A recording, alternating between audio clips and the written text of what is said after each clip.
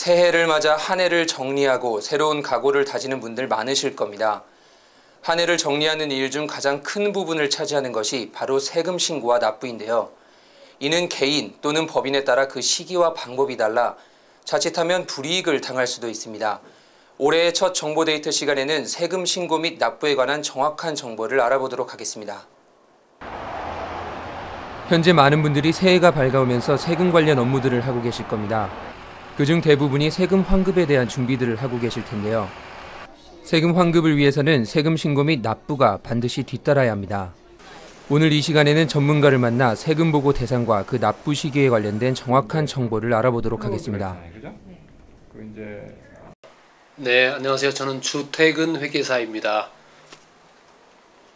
개인인 경우에는 여러분들 잘 아시다시피 그러니까 직전 연도, 그러니까 당해년도라고 말씀드리겠습니다. 당해년도 1월 1일부터 당해년도 12월 31일까지의 모든 소득에 대해서 그 6년도 다음 해 4월 30일까지 세금 신고를 하셔야 되고요. 그 다음에 세금도 마찬가지로 4월 30일까지 납부를 하셔야 됩니다. 그렇지 않으면 이제 보고를 못하게 되면 페널티가 있게 되겠고요. 세금을 납부해야 되는데 납부할 금액을 제때 내지 않으면, 다시 말해 4월 30일까지 내지 않으면 이제 거기에 따른 이자가 이제 부과가 되기 때문에 좀 유의를 하셔야 되겠습니다. 그게 첫 번째 케이스고요. 그 다음에 두 번째 경우는 뭐냐면 내가 개인은 개인이지만 내가 개인 사업을 하고 있는 경우입니다.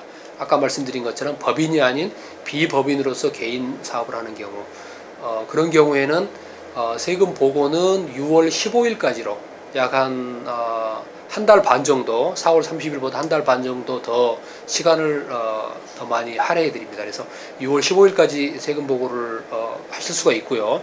그렇지만 유의할 사항은 세금은 납부할 세금이 있다 그러면은 똑같이 4월 30일까지 내셔야 한다는 거예요.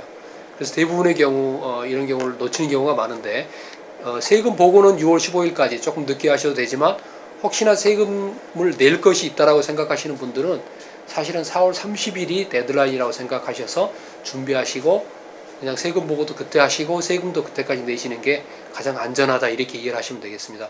그렇지만 만일에 내가 개인 사업을 하는데 적자다, 그래서 세금 낼 게 없다, 그러면은 6월 15일까지로 좀 여유 있게 생각하셔도 될 것 같습니다.